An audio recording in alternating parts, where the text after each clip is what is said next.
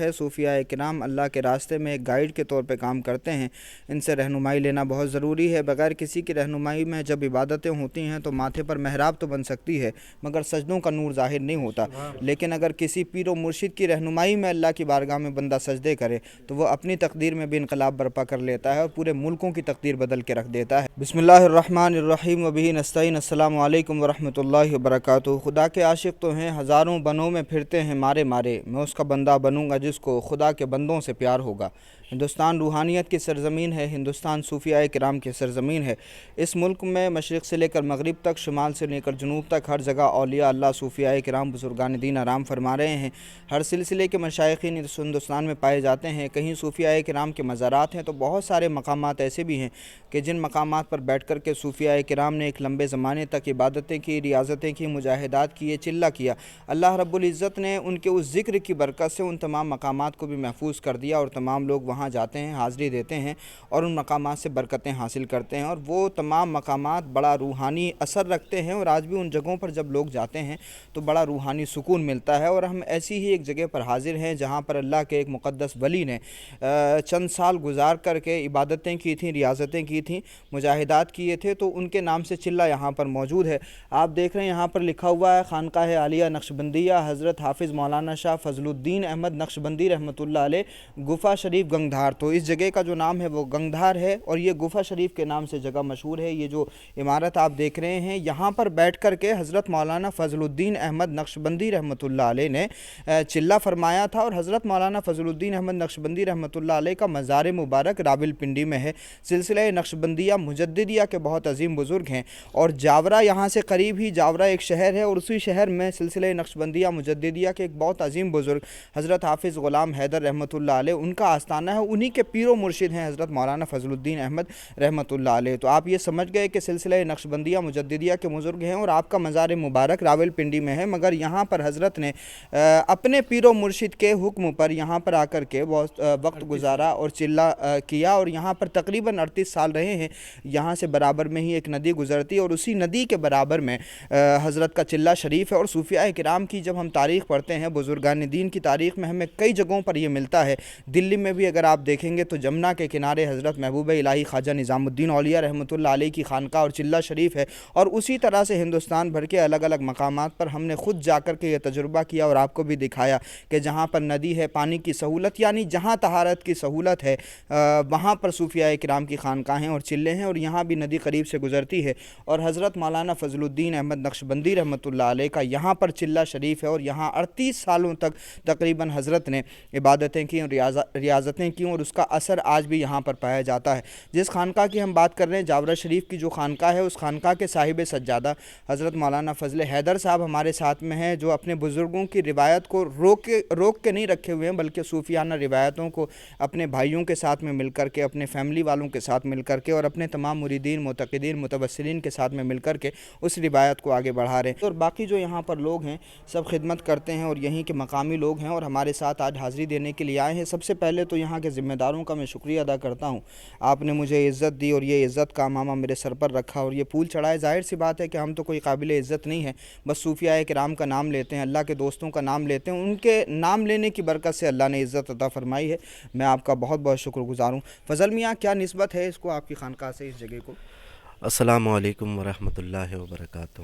جیسا کہ ابھی آپ نے بتایا کہ یہ در میاں حضور کے پیر و مرشد حضرت مولانا شاہ فضل الدین احمد نقشبندی رحمۃ اللہ علیہ کا چلہ گاہ ہے، جی، اور آپ کا مختصر سی سوانح یہ ہے، میں جو تعارف بیان کر رہا ہوں، جی، کہ آپ نے محض 7 سال کی عمر میں قرآن کریم کو حفظ کر لیا۔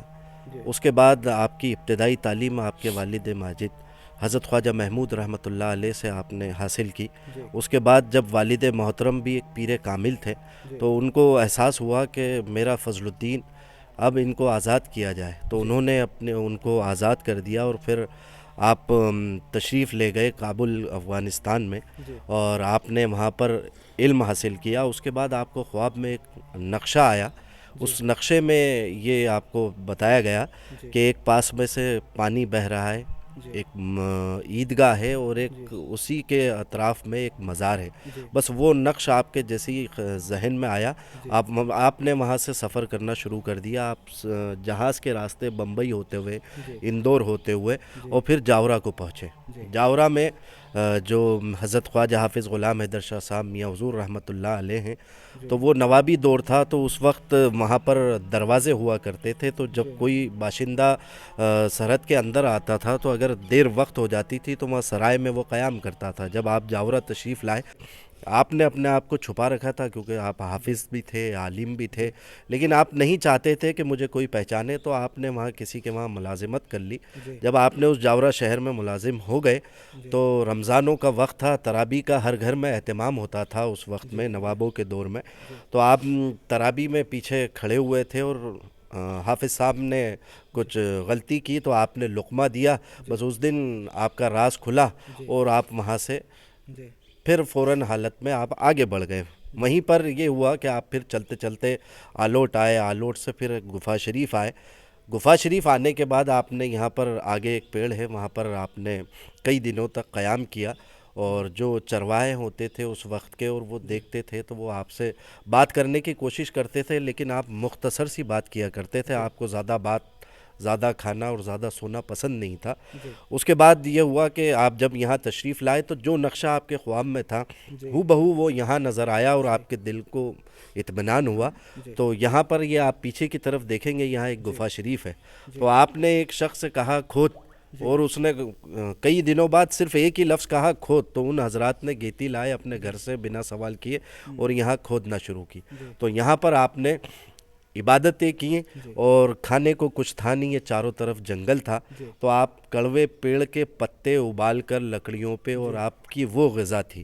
رات میں وضو کا یہ معمول تھا کہ نیچے کو ندی بہہ رہی ہے تو جانا دشوار ہوتا تھا, تو اس لحاظ سے آپ نے ان پیڑوں پر رات بھر ڈنگال پر بیٹھ کر عبادت اور ذکر کیا کرتے تھے. گفا شریف کے اندر آپ نے عشاء کے وضو سے اگلے دن تک نمازیں ادا کر دی. تو رات میں آپ کا قیام زیادہ ہوتا تھا. یہ گنگدھار جگہ ہے, گاؤں چومیلا کے نزدیک ہے.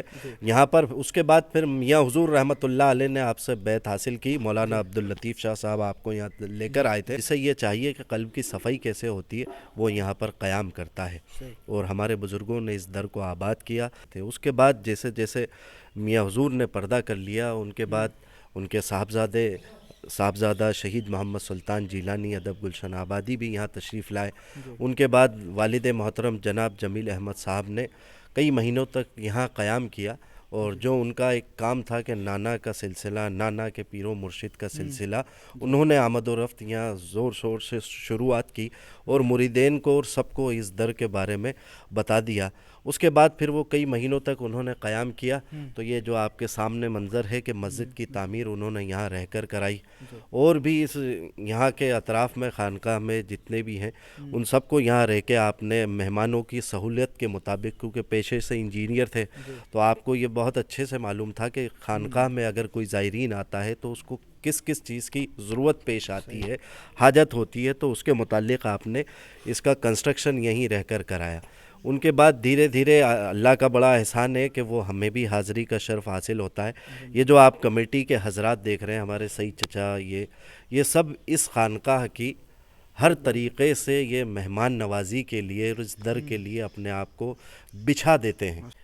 ادب صاحب کے خلیفہ نے یہاں پر یہ تعمیری کام, اور سلسلے کے حضرات نے یہ گنبد کا کام یہاں پر کرایا ہے. تو اولیاء اللہ کی بارگاہیں بڑی بابرکت ہوتی ہیں اور بڑی باکرامت ہوتی ہیں.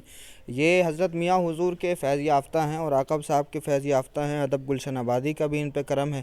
جی حضرت کیا فرمائیں گے یہاں کی خانقاہ کی روایت اور یہاں کی کرامت کے حوالے سے؟ جی السلام علیکم ورحمۃ اللہ وبرکاتہ. جیسا کہ ماموں نے حضرت مولانا فضل الدین رحمۃ اللہ علیہ کے سفر کے بارے میں بتایا اور آپ رحمۃ اللہ تعالیٰ علیہ کے بارے میں یہ چیزیں بتائیں, دیکھیں یہ جو در ہے ہمارے پیر و مرشد جمیل احمد صاحب نقشبندی رحمۃ اللہ علیہ نے جو اس جنگل کے درمیان ایک گلشن کو آباد کیا اور تمام لوگوں کے لیے یہ بتایا کہ یہاں ہمارے نانا خواجہ حافظ غلام حیدر صاحب نقشبندی رحمۃ اللہ علیہ کے پیر و مرشد کا چلہ مبارک ہے. اور میاں حضور رحمۃ اللہ علیہ کو اپنے پیر و مرشد سے بے پناہ محبت تھی کہ جب آپ یہاں پر آیا کرتے تھے تو آپ اپنی جوتی کو بغل میں دبا لیا کرتے تھے، اور کوئی پوچھا کرتا تھا تو آپ فرماتے تھے کہ بھائی مجھے یہ گوارا نہیں ہے کہ میں جس ذروں پر میرے پیر نے قدم رکھا ہو میں اس ذروں پر اپنی جوتی سے قدم رکھوں۔ بڑی آپ کو عقیدت و محبت تھی، اور جیسے ماموں نے بتایا میاں حضور رحمۃ اللہ تعالیٰ علیہ بہت ٹھنڈے بزرگ، یعنی آپ کو جلال نہیں آتا تھا، لیکن جب کسی نے آپ سے کہہ دیا یا کوئی بات کرا تھا آپ نے سن لی کہ جو ہے اس در پہ کیا ہے، جسم تو آپ کا وہاں پر ہے جو ماموں نے بتایا لیکن روح یہاں پر ہے، اس وقت میاں حضور پہ ایسا جلال طاری ہوا اور آپ فرماتے ہیں کہ بھائی آپ آؤ میں بتاتا ہوں کہ اس در پہ کیا ہے، اور اس در پہ لینے والا ہونا چاہیے۔ اور میاں حضور رحمۃ اللہ علیہ کو جو عقیدت و محبت تھی، اس کے بعد آپ کے صاحبزادے حضرت ادب گلشن آبادی رحمۃ اللہ تعالیٰ علیہ کو کہ آپ نے شعر کی شکل میں اسے لکھا کہ ادب بھی آپ کے دربار عالی کا گدا ایک ہے، ادب پر بھی ہو کرم کی نظریہ شاہ فضل الدین۔ اس کے بعد ہمارے پیر و مرشد جمیل احمد صاحب نقشبندی رحمۃ اللہ علیہ کو بھی یہاں سے بڑی وابستگی تھی۔ مولانا فضل الدین احمد رحمۃ اللہ علیہ نے یہاں چلہ کیا، بڑی بابرکت جگہ ہے، جس طرح سے امان الرحمن صاحب نے بھی بتایا، فضل حیدر صاحب نے بھی بتایا، ہم خود بھی یہ بات محسوس کر رہے ہیں، اور آپ تمام لوگوں کو بھی یہ بہت بڑا سبق ہے۔ صوفیاء کرام اللہ کے راستے میں ایک گائیڈ کے طور پہ کام کرتے ہیں، ان سے رہنمائی لینا بہت ضروری ہے۔ بغیر کسی کی رہنمائی میں جب عبادتیں ہوتی ہیں تو ماتھے پر محراب تو بن سکتی ہے مگر سجدوں کا نور ظاہر نہیں ہوتا، لیکن اگر کسی پیر و مرشد کی رہنمائی میں اللہ کی بارگاہ میں بندہ سجدے کرے تو وہ اپنی تقدیر میں بھی انقلاب برپا کر لیتا ہے اور پورے ملکوں کی تقدیر بدل کے رکھ دیتا ہے، اور صوفیاء کرام نے وہ انقلاب برپا کیا۔ اللہ رب العزت ہم تمام لوگوں کو اولیاء اللہ کی عظمت، اولیاء اللہ کی کرامتیں اور اولیاء اللہ کا مقام و مرتبہ سمجھنے کی اور ان کی تعلیمات پر عمل کرنے کی توفیق عطا فرمائے۔ بہت شکریہ، السلام علیکم ورحمۃ اللہ وبرکاتہ۔